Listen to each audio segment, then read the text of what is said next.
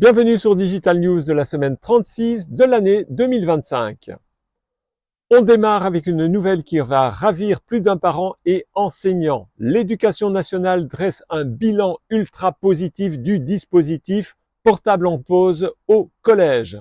Le principe est simple, les élèves déposent leur smartphone dans des boîtes scellées le matin et ne les récupèrent qu'en fin de journée. Le résultat, une ambiance de cours de récré plus sereine, moins de conflits et des interactions à l'ancienne. Face à ce succès, le ministère envisage de généraliser le système. Une vraie bouffée d'air frais dans le monde scolaire, prouvant qu'un petit pas en arrière pour la déconnexion peut être un grand pas en avant pour le climat social.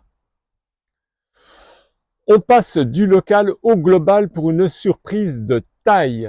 La France se positionne comme le 3e pays le plus influent au monde en intelligence artificielle, juste derrière les mastodontes que sont naturellement les États-Unis et la Chine.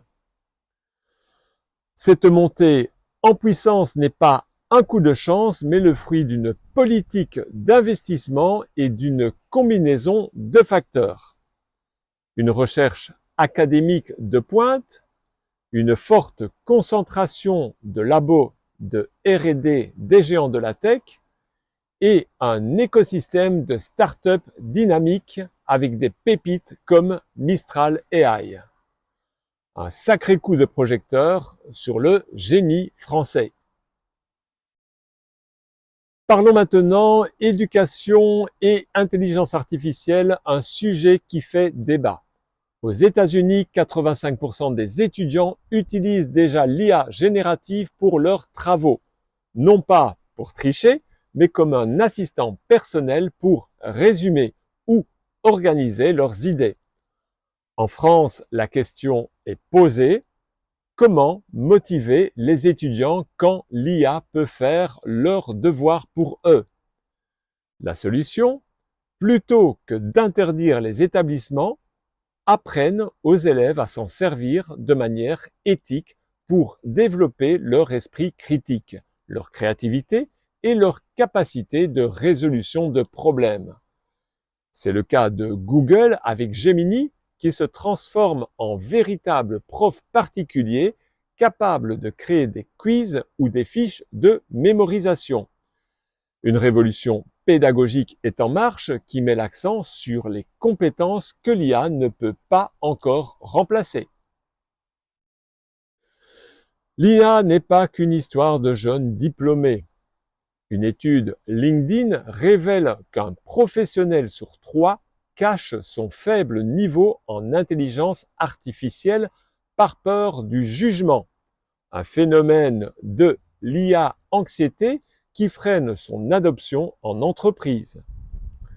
Face à ça, certains n'hésitent pas à franchir le pas. C'est le cas du CEO de Salesforce qui a déclaré avoir remplacé 4000 emplois de services clients par des outils d'intelligence artificielle, libérant ainsi les employés pour des tâches plus complexes. Un tournant qui pose la question de la place de l'humain dans l'entreprise de demain.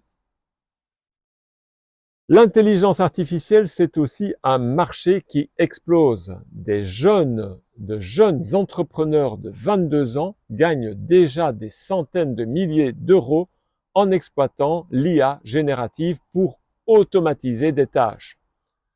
Ceci n'est pas réservé aux grands, mais cette course à l'innovation a un revers, son coût environnemental.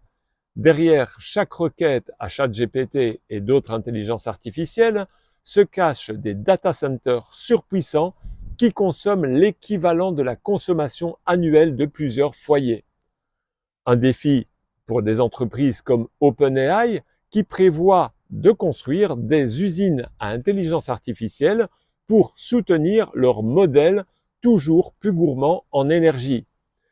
D'ailleurs, Sam Altman lui-même, le PDG d'OpenAI, craint une bulle de l'IA si la rentabilité ne suit pas les valorisations. Dans cette course à l'IA, la souveraineté est un enjeu majeur. La Suisse a lancé son propre modèle open source, Apertus, pour ne pas dépendre des géants américains.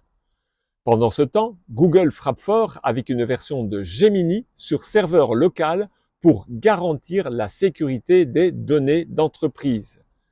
Et avec Notebook LM, l'IA de Google passe au niveau supérieur en se dotant de la capacité à débattre et à critiquer des arguments.